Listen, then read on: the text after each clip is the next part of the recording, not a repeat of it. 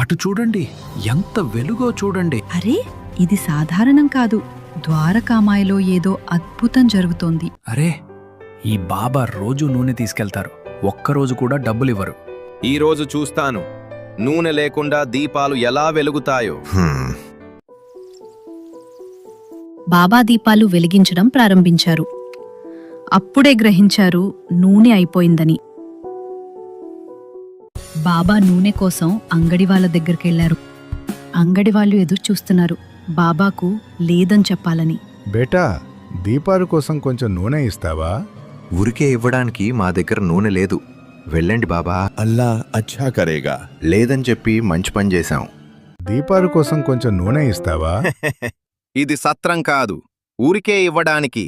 నూనె కావాలంటే డబ్బులివ్వాలి, డబ్బులు.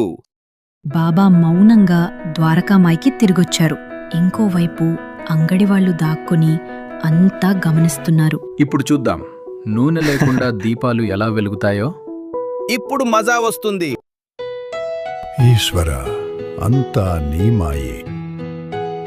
బాబా గిన్నెలో నీటిని తీసుకొని తాగారు. మళ్ళీ అదే నీటిని గిన్నెలోకి పోశారు, ఏదో దివ్యశక్తిని ఆ నీటిలో కలిపినట్టుగా. తర్వాత బాబా ఆ దివ్య జలాన్ని ఒక్కొక్క దీపంలో పోశారు. అంగడి వాళ్ళు ఆశ్చర్యంతో చూస్తున్నారు. ఈ బాబా అసలు ఏం చేస్తున్నారా? బాబా మొదటి దీపం వెలిగించారు. అద్భుతం! చూస్తుండగానే అన్ని దీపాలు దివ్యకాంతులతో వెలిగిపోయాయి. ఏంటి, నీళ్లతో దీపాలు వెలుగుతున్నాయా? అంగడి వాళ్ళు ఆశ్చర్యపోయారు. తమ తప్పు గ్రహించి వాళ్ళు పరుగెత్తుకుంటూ బాబా, బాబా బాబా, పాదాల దగ్గరకు బాబా, చేరి బాబా. నమస్కరించారు.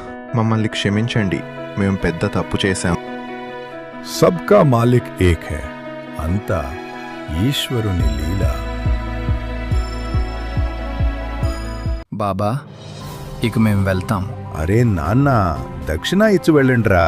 అరే ఏంటిది, బాబా ఇలా డబ్బులు అడగడం బాగోలేదు.